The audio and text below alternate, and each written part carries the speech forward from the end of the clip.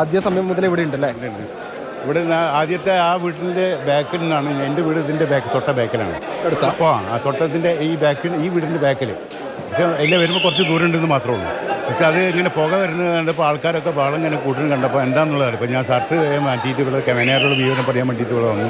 പിന്നെ അപ്പോഴത്തേന് അവിടെ ആളുകളൊക്കെ തന്നെ കുറച്ചൊക്കെ പിന്നെ ഫയർഫോഴ്സിനെ വിളിച്ചു. ഫയർഫോഴ്സിൻ്റെ എന്താ വെച്ചാൽ അവരൊക്കെ ഇപ്പോഴത്തെ ഈ ഫയർഫോഴ്സിന് വണ്ടി ഇല്ലാത്തതും വാഹനങ്ങളില്ലാത്തതും ഇല്ലാത്ത പ്രശ്നങ്ങളുണ്ടല്ലോ. അപ്പോൾ അതുകൊണ്ടിട്ടാണ് ലെസൽ ഡിലേ ആയത്. അപ്പോൾ എന്നാലും ഇവിടെ പെട്ടെന്ന് എത്തിക്കഴിഞ്ഞ് പിന്നെ ആൾക്കാർ കുറേ സഹകരണങ്ങൾ ഉണ്ടായതിനെ കൊണ്ടിട്ട് പെട്ടെന്ന് തന്നെ ഇത് ഇതാക്കാൻ കഴിഞ്ഞു. ഒരു മണിക്കൂറോളം ഇവിടെ പൂർണ്ണമായിട്ടും കത്തിയിരുന്നു. ഇപ്പോഴാണ് പൂർണ്ണമായിട്ടും ഒരു 10 മിനിറ്റ് ആയിട്ടുള്ളൂ ഇത് ഭാഗികമായിട്ട് അടങ്ങാൻ തുടങ്ങിയത്. ഇനിയിപ്പോൾ അതിൻ്റെ ഫയർഫോഴ്സ് വരാൻ വൈകിയോ? ഫയർഫോഴ്സ് വരാൻ വൈകിയെന്ന് പറഞ്ഞാൽ ഇപ്പോൾ ഓരോ പറയുന്നത് വെച്ചാൽ യൂണിറ്റിൻ്റെ പ്രയാസങ്ങളുണ്ടല്ലോ. അത് വെച്ചാൽ ബീച്ച് ഫയർഫോഴ്സിൻ്റെ ഓഫീസ് കെട്ടിടങ്ങളിൽ നിന്ന് മാറ്റി വേറെ യൂണിറ്റ് തുടങ്ങാനുള്ള സംവിധാനങ്ങളിൽ മീൻചന്ത ഫയർഫോഴ്സിൻ്റെ വിവരം അറിയിച്ചിട്ടുണ്ട്. അവിടുന്ന് വണ്ടി വരുന്നുണ്ട് എന്നൊക്കെ പറഞ്ഞത്. അവർ വന്ന് ഇവിടെ അടിച്ച് അങ്ങനെയാണ് ഇവിടെ എത്തി വെള്ളം അടിക്കാൻ തുടങ്ങിയത്. പിന്നെ കുറച്ച് ആളുകളൊക്കെ വരുമ്പോൾ നിങ്ങൾ നാട്ടുകാർ ബക്കറ്റിലൊക്കെ വെള്ളം എടുത്ത് ഒഴിക്കുക. ബക്കറ്റിലൊക്കെ ഇതായിട്ട് കൊടുത്തിട്ടുണ്ട്. അതൊക്കെ കുറേ ഏറെ ശമനം ഉണ്ടാകാൻ സാധിച്ചിട്ടുണ്ട് അതൊക്കെ നാട്ടുകാരുടെ ഇടപെടലുകൊണ്ടിട്ട്. പിന്നെ പെട്ടെന്ന് വണ്ടി മാറ്റാനുള്ള ശ്രമങ്ങൾ നാട്ടുകാർ വളരെയധികം സഹായിച്ചിട്ടുണ്ട്. ഈ പഞ്ചായത്തിലുള്ള ഫുള്ള് വണ്ടികളായിരുന്നു. അതൊക്കെ എടുത്ത് പുറത്തേക്ക് കൊണ്ടുപോകാനും പിന്നെ അവിടുത്തെ ട്രാഫിക് ജാമുകൾ പ്രശ്നങ്ങളൊക്കെ ഒഴിവാക്കാനൊക്കെ നാട്ടുകാരുടെ സഹായങ്ങൾ ഉണ്ടായിട്ടുണ്ട്.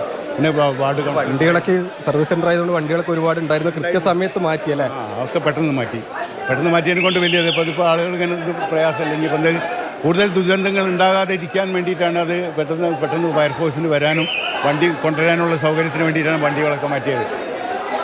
ഫാക്ടറിയല്ലേ ഇപ്പോൾ കാണുന്നത്? കയറുതാ, അതിൻ്റെ ഉള്ളിൽ കയറാണ് കണ്ടത്. ഇത് കയർ ഫാക്ടറിയാണ്. അതിൻ്റെ ബാക്കിൽ തന്നെ ഒരു അംഗൻവാടിയുണ്ട്. അങ്ങനെ കുട്ടികളുടെ ഒരു അംഗൻവാടിയുണ്ട്. അതിൻ്റെ വെൽഫെയർ മറ്റേ പേരൻസിൻ്റെ ഒരു പ്രസിഡൻ്റാണ് ഞാൻ.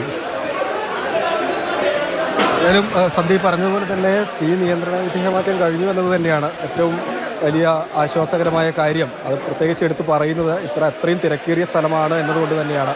കയർ ഫാക്ടറിയും നിരവധി കെട്ടിടങ്ങളും ഒക്കെ ഉള്ള സ്ഥലം തന്നെയാണ്. തീ പിടിച്ച് വളരെ പെട്ടെന്ന് തന്നെ അത് പടരുകയും ചെയ്തു. കാരണം കാറിന് പെയിൻറ് ചെയ്യുന്ന സ്ഥലത്താണ് ഈ വിധത്തിൽ തീപിടുത്തമുണ്ടായത്. അങ്ങനെ രാസവസ്തുക്കളായതുകൊണ്ട് തന്നെ തീ വളരെ പെട്ടെന്നത് പടരുകയും ചെയ്തു. നാട്ടുകാരാണ് ആദ്യമേ തന്നെ രക്ഷാപ്രവർത്തനത്തിന് എത്തിയത്. ബക്കറ്റിൽ വെള്ളമെടുത്ത് തീ കെടുത്താനുള്ള ശ്രമമായിരുന്നു. അഗ്നിരക്ഷാസേനയെ വിവരം അറിയിച്ചു.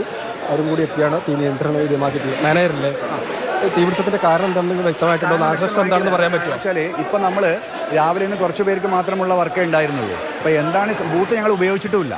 ബൂത്ത് എന്താണെന്നുള്ള ഉപയോഗിച്ചിട്ടില്ല. ബൂത്ത് ഇവിടെ ഉണ്ടായപ്പോൾ എങ്ങനെയാണ് തീ പിടിച്ചതെന്ന് അറിയില്ല. അത് ടെക്നിക്കലി നമുക്കിത് നോക്കണം, അന്വേഷിച്ചാൽ മാത്രമേ ഇതിൻ്റെ യാഥാർത്ഥ്യം മനസ്സിലാക്കാൻ പറ്റൂ. എത്ര ലോസ് ഉണ്ട്, എന്താ സംഭവിച്ചെന്നുള്ള മേലധികാരികൾ വരുന്നുണ്ട്, റീജിയണൽ മാനേജറും മറ്റൊക്കെ എത്തുന്നുണ്ട്. അവരും കൂടി വന്നതിന് ശേഷം മാത്രമേ നമുക്ക് പറയാൻ പറ്റുള്ളൂ ബാക്കിയുള്ള കാര്യങ്ങൾ. അതാണ് അതിൻ്റെ സത്യാവസ്ഥ. പിന്നെ ആൾക്കാർക്കാർക്കും പരിക്കൊന്നും പറ്റിയിട്ടില്ല. നാട്ടുകാരുടെ നല്ല സഹായം ഉണ്ടായിരുന്നു. അവരാണ് ബാക്കിയുള്ള എല്ലാ കാര്യങ്ങളും നമ്മൾ സഹായിച്ചത്. അപ്പോൾ എന്താണെന്നുള്ളത് വന്നിട്ട് ഞങ്ങൾ ഇവാലുവേറ്റ് ചെയ്യും.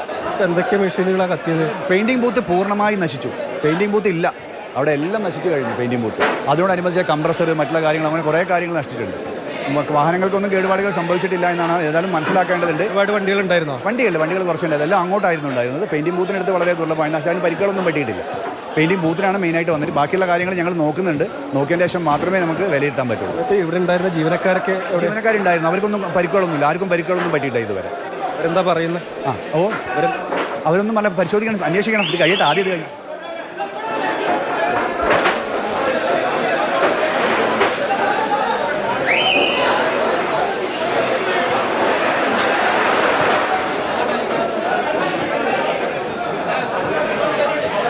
കോഴിക്കോട് വെള്ളയിൽ കാർ സർവീസ് സെന്ററിലാണ് തീപിടുത്തമുണ്ടായത്. കാറിന് പെയിന്റ് അടിക്കുന്ന സ്ഥലത്താണ് ഈ തീപിടുത്തമുണ്ടായത്.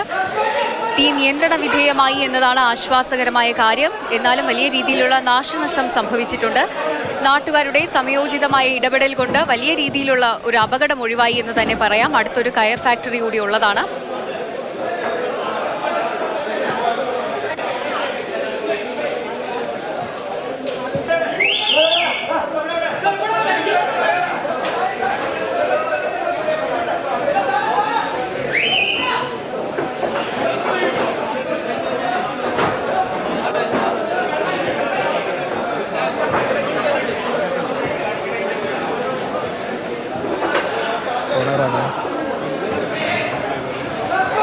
അണയ്ക്കാനുള്ള ശ്രമങ്ങൾ തുടർന്നുകൊണ്ടിരിക്കുകയാണ്. ഫയർഫോഴ്സിനൊപ്പം നാട്ടുകാരും സഹകരിക്കുന്നുണ്ട്. വലിയൊരു അപകടമാണ് തലനാരിഴയ്ക്ക് ഒഴിഞ്ഞു മാറിയത്. അടുത്തൊരു കയർ ഫാക്ടറി ഉണ്ട്, അതിൻ്റെ തൊട്ടടുത്ത് തന്നെ ഒരു അങ്കണവാടിയുണ്ട്. നാട്ടുകാർ സംയോജിതമായി ഇടപെട്ടതുകൊണ്ട് തീ അണയ്ക്കാൻ സഹായകമായി എന്ന് മാനേജർ തന്നെ പറയുന്നുണ്ട്.